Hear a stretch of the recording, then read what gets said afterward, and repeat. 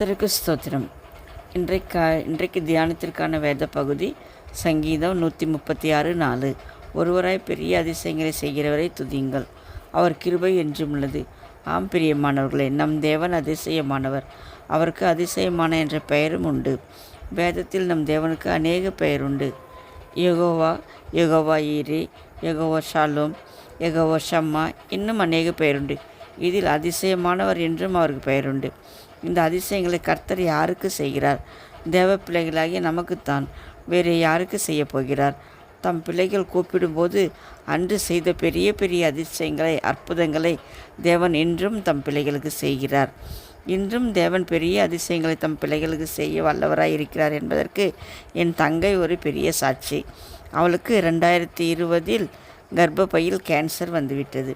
அந்த சமயங்களில் லாக்டவுன் தொடங்கியதால் சரியாக டாக்டரை போய் பார்க்க முடியாமல், டெஸ்ட்டும் சரியாக எடுக்க முடியாமல் தடைப்பட்டதால் திடீரென கேன்சர் முதல் ஸ்டேஜிலிருந்து 2021க்குள் 4வது ஸ்டேஜுக்கு போய்விட்டது. இதற்கு மேல் ஒன்றும் செய்ய முடியாது என்று டாக்டர்கள் கைவிட்டனர். ரேடியோ தெரப்பி செய்தாலும் பக்கத்தில் உள்ள ஆர்கன் எல்லாம் பொத்தலாகிவிடும் என்று சொன்னார்கள். 3 கீமோதெரப்பியவே அவள் உடல் தாங்க முடியவில்லை. ஆனாலும் நாங்கள் எல்லாம் தொடர்ந்து ஜெபிப்பதை நிறுத்தவில்லை. நாங்கள் குடும்பமாய் மன உடைந்து போனாலும் தேவனையே நம்பியிருந்தோம். தேவன் அதிசயம் செய்வார். அதேபோல் தேவன் அதிசயம் செய்தார். ஒரு பெரிய டாக்டரை காண்பித்து அவர் மூலமாக அவளுக்கு ஆப்ரேஷன் நடைபெற செய்தார். ஏனென்றால் நிறைய டாக்டர்கள் அந்த ஆப்ரேஷன் பண்ணவே மாட்டேன் என்று சொல்லிவிட்டார்கள்.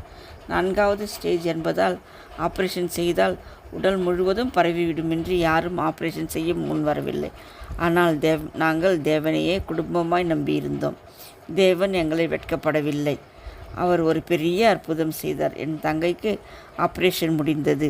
2021 அவளுக்கு ஆப்ரேஷன் நல்ல முறையில் முடிந்தது.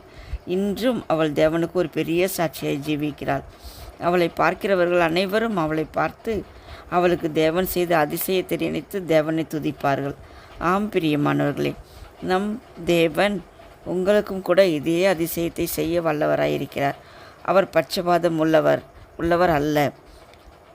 நாம் செய்ய வேண்டியது எல்லாம் நாம் அவரையே விசுவாசித்து அவரை விடாமல் பற்றி கொள்வதுதான். நீங்களும் கூட இதேபோல் சூழ்நிலையில் தேவனை விடாமல் பற்றி கொள்ளுங்கள். உம்மால் மட்டுமே இந்த அதிசயத்தை செய்ய முடியும் ஆண்டவரே என்று சொல்லுங்கள்.